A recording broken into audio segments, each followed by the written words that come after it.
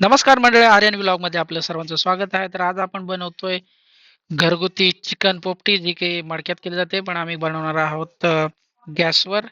दाखवतोय. आम्ही प्रिपरेशन केलेले आहे. घेतलेले आहेत वालाच्या शेंगा, बटाटे, कांदे आणि हा आणलाय भांबरुटाचा पाला टाकलेला आहे. कुकरमध्ये टाकलेल्या आहेत शेंगा. शेंगा टाकल्यानंतर टाकलेला आहे ओवा, जेणेकरून मस्तपैकी पचन झालं पाहिजे. हा मसाला टाकलेला आहे त्याच्यावर. घेतलेला आहे मॅरिनेट केलेला चिकन. मॅरिनेट फक्त तिखट, हळद, मीठ टाकलेलं आहे. कांद्यामध्ये पण मसाला, मीठ भरलेला आहे. अंडे टाकलेले आहेत. बटाटे टाकलेले, बटाटा सेम मसाल्याने भरलेला आहे.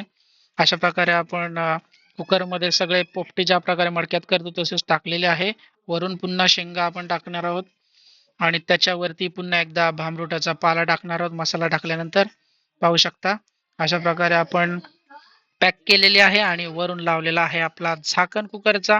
आणि 8 ते 10 शिट्ट्या म्हणजे जवळपास 20-1 मिनिट शिजवल्यानंतर आपली असणार आहे रेडी पोपटी खाण्यासाठी. म्हणजे ही पोपटी आपण फ्लॅटवर, शहरामध्ये सहजरित्या बनवू शकतो.